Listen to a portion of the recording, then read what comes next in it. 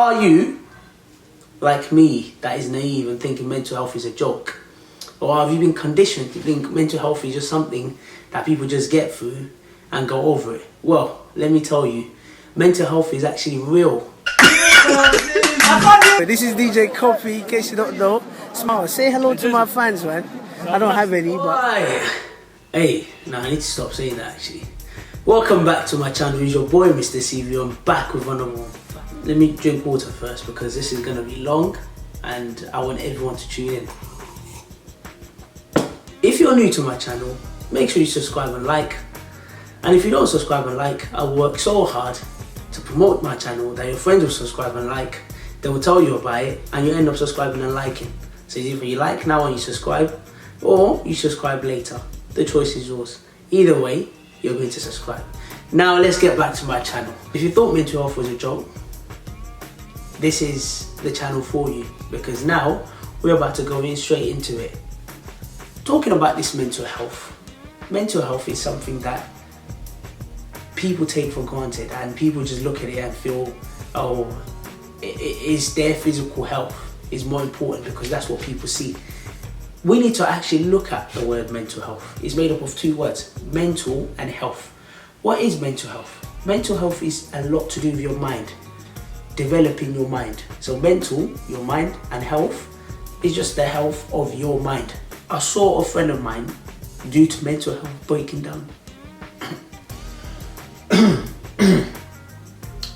I saw a friend of mine due to mental health breaking down. Made me depressed actually, because I was like a lot of people. I was like a lot of you, that I'm naive, thinking mental health is a joke and thinking mental health is it's not important. Thinking, you know what, people can actually get through it, but people actually need support. People actually need help.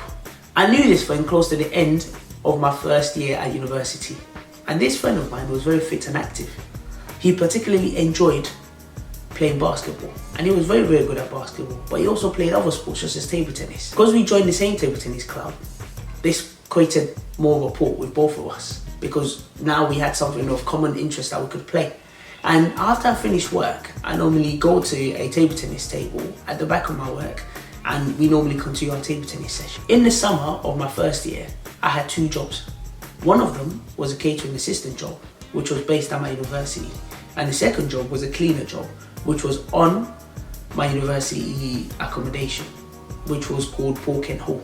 The cleaning we were doing was for students that normally come to Oxford during the summer to come and learn English. These students vary.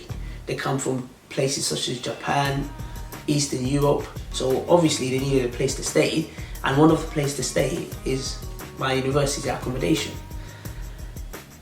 Because my job at the university, which was the catering assistant job, was a 0-hour contract, this means I can choose whenever I wanted to work.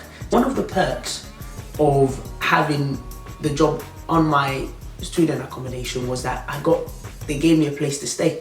So it was easy for me because I didn't have to look for a new place to stay. So I could manage both jobs while having a place to stay and choosing whatever hours I wanted to do. Because at that time I had two jobs and I took it for granted, because I thought, oh, okay, if I get fired in one job, then obviously I've got a second job to go to. But then something happened, I don't know what I did. The job and my accommodation, I actually got fired from it. So I had to move out and look for a place to stay. Boom. Came to my mind, this guy that we used to play table tennis with. And that's where it all kicked off. I contacted him and I explained the situation to him. And I said, listen, I need a place to stay. I'm hardly at home. I just got fired from my last job. Can I stay with your place? And it made sense as well, because half of the time I'm mostly at work, so I don't really need a place to stay. All I just need a place just to sleep, wake up, go to work. The first 2 weeks of living with this guy was really good, but then after the first 2 weeks, I started noticing changes in him. I was like, Juba, what's going on? So I started noticing that it was acting different. I started moving myself away from him slowly, but obviously I didn't want it to make it feel uncomfortable. I think, what's wrong with this guy? Why is he behaving like that? But I remember there were some incidents that happened that made me feel, wow, something is really changing. I remember I came back from work and I was relaxing in the lounge. Next minute, I see this guy. He was holding a knife. He started going around me. It was like, they're against me. They're attacking me. I'm like, yo, hold on. Who's they? Who's they? Because the only person that was in the room was me and him. So who's they? Who's they? But I don't know, because I was naive at that time, I didn't really take notice. I just thought, alright, cool, maybe he's just joking around. But then also, because he had a knife in his hand, I wasn't sleeping properly. I was using one eye to just watch him, so that I know what I need to do next in case anything happens. Second one, he wanted to send money to his parent back in London. Next minute, he started wrapping the money in tinfoil, saying a lot of gibberish comments. So obviously, as I'm sitting, I'm thinking, yo, what's going on? Since then, I started moving away. This was the final straw. I've just finished from work. Now, at my workplace, the shift patterns was breakfast, lunch, and dinner. Breakfast was normally about 6:30 to like 8:30 in the morning. Lunch was about 12 to 3, and dinner was about 6 to 9. As I've had a morning shift, I went to work. I've done the breakfast. I'm coming back home, and I see this guy on Snapchat saying, bye to my mum, bye to my dad. Whoa. But because I was so tired from work, I saw the Snapchat and I just thought, I think he's just joking about. So as I come back home, I just went to sleep. Next minute, his flatmate comes, banging on the door. I've seen him, I see his stories on Snapchat. Obviously I've seen it, but obviously I didn't want to make it look like I've seen it. So I was like, oh, what are you talking about? What are you talking about? Blah, blah. They showed it to me. I was like, wow. So obviously I'm just acting along because I didn't want to get involved. And plus, I'm not meant to be there, living there as well. So I didn't want to get involved in that stuff because I know if I get involved, I'm going to end up leaving that accommodation. Next minute, the flatmate was like, call the police, call the police. I was like, use your phone to call the police, because at the back of my mind, I'm thinking, if I get involved in this, I'm leaving this accommodation. So obviously I don't want to leave the accommodation yet. So I told her, you use your phone to call the police. She just said, my battery died.